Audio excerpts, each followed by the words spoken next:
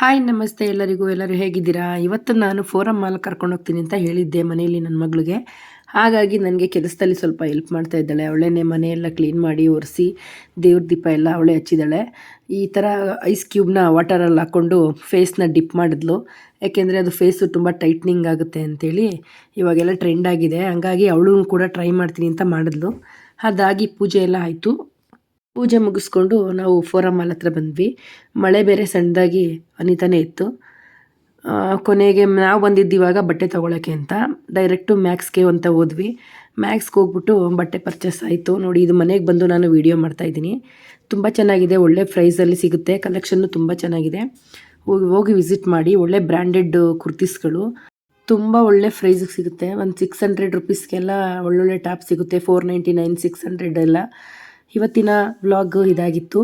ನಾಳಿನ ವ್ಲಾಗಲ್ಲಿ ಸಿಗೋಣ. Thank you for watching.